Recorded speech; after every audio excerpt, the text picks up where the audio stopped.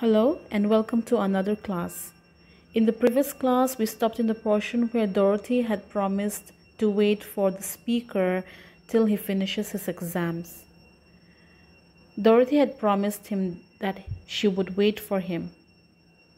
But as we read on, we find something else happened. Okay, so let's read.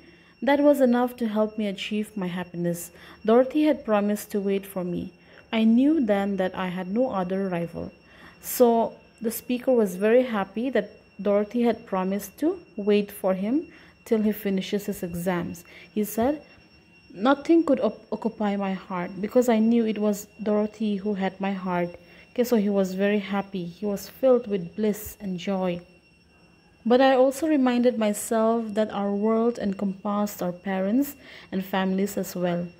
You know how these things are. The opinion of the family and such other things mattered, come what may. In spite of being very happy, the speaker was also worried about the opinions of their family members. Now, being in love with someone from another state is not easy. Okay, remember the speaker is a Mizo and his lover Dorothy is a Khasi girl. So he was worried of what might happen to their relationship because of their parents' opinion. But he said, come what may, okay?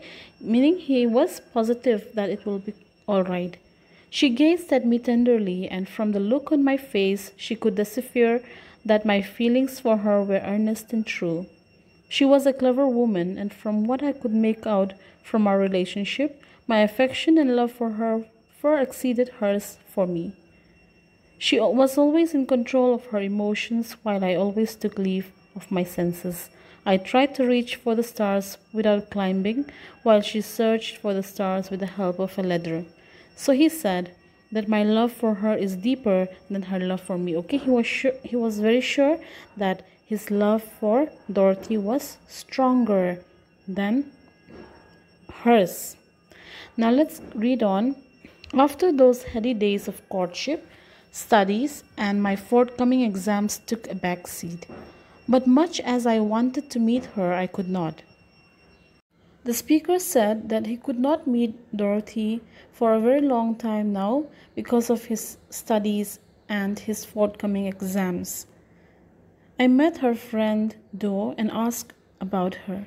She was extremely loyal to her and did not respond truthfully. At last, she said that Dorothy was to be married to a local Khasi youth. Dorothy was reluctant to meet me. Anyway, it would have been difficult for both of us to know how to react, even if we did meet. I spent the rest of my academic session in Shillong with a heavy heart. Okay, so here the speaker got a very drastic news. Remember, Dorothy had promised to wait for him till he finishes his exams, but she did not keep her promise. The speaker got the news from the friend of Dorothy that Dorothy is engaged to a local Khasi youth and she was to marry him in a short time. So after this, the speaker spent the rest of his days in Shillong with a heavy heart. In the exam, you may be asked, why did the speaker spend the rest of his academic session in Shillong with a heavy heart? Why did he spend his days with a heavy heart? Because Dorothy had broken her promise. She had promised to wait for him till he finishes his exams, but before that, he got the news that she was engaged to a local Khasi youth. The speaker was heartbroken. When I reached Mizoram, it was with a burdened, weary heart. My mind was scarred, filled as it was with the memories of Dorothy. After he finished his exams, he returned back to Mizoram, but here he said that his mind was scarred. He was hurt so much that he was left with a weary heart because his mind was filled with the memories of his lover, Dorothy. However, I tried very hard to overcome my heartbreak and emphatically promised myself that I would never return to Shillong. So he promised himself that he would never set his foot again in Shillong. Time passed slowly and painfully, and during this interval I was offered a job at Sialton.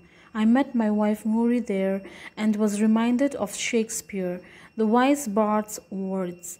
Men are April when they woo, December when they wed. The speaker says that time passed by slowly and painfully, and during this process he was offered a job at Sialton. And at Sialton he met his wife Nguri. After marrying Nguri, he was reminded of the quote by Shakespeare which says, "Men are April when they woo, December when they wed." This simply means if one loves somebody truly, one will be the same as before, okay, even after marriage. This means one will never forget his first lover.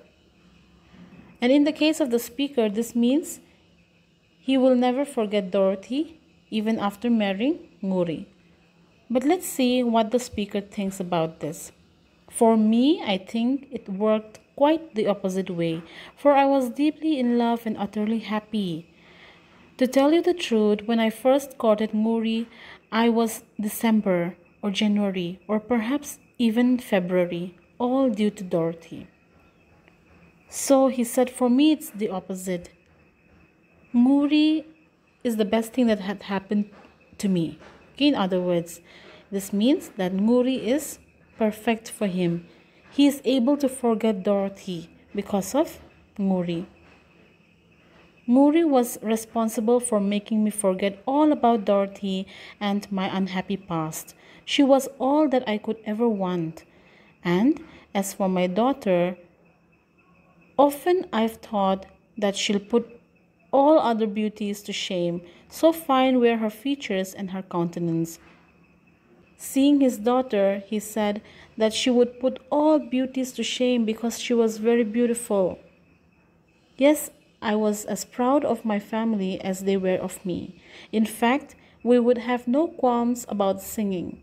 Wondrous beauties we claim not to be. Our charming looks suffice for our village. So we can see that the speaker is now settled. He is very happy with his wife and his family. He is living a very settled life. We were, as I stated earlier, a happy, contented family, and Nguri and I were very much in love. With Nguri by my side, I had nothing to fear, nothing to regret, for she was my strength and my inspiration. Even if Dorothy were to reappear in my life, things would not change, I thought. So confident were we of our love for each other and of ourselves. Ah, if only one knew what the future held.